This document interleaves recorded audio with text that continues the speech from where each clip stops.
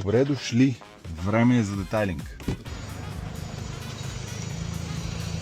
Действаме! Лека!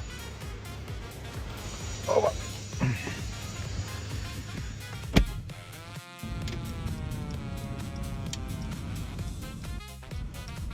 И пристигаме в студиото. Околовръстен път 15, за който не знае. Добре дошли!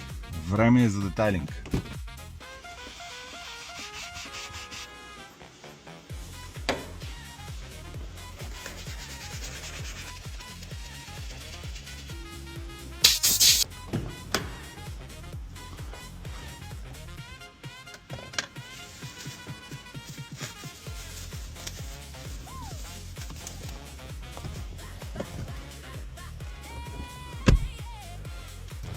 Лека.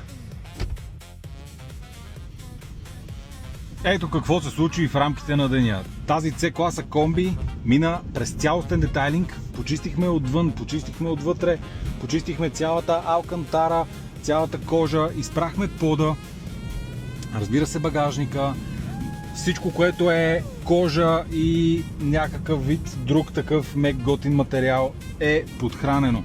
Колата е супер, процедурата се случи в рамките на деня. Взехме колата в 9, сега е 5:20, след 10 минути сме при клиента.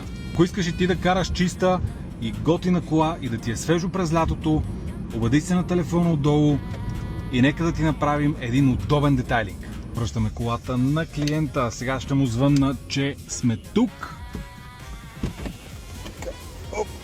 Да махнем калцуните и да спра да хода като някой доктор.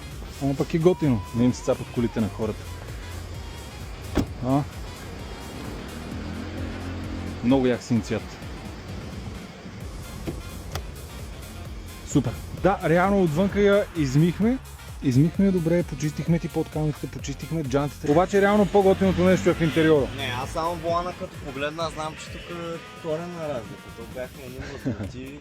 Кафето от копчетата също успя добре да излезе. Няма. Тук е.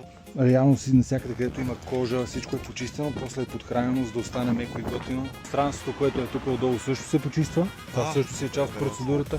Вадим всичко, чистим го отдолу, събираме пясъците и всичките дивоти и го връщаме.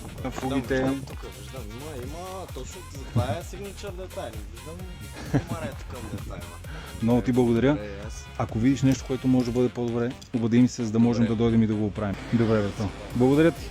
Чао. Хубав ден.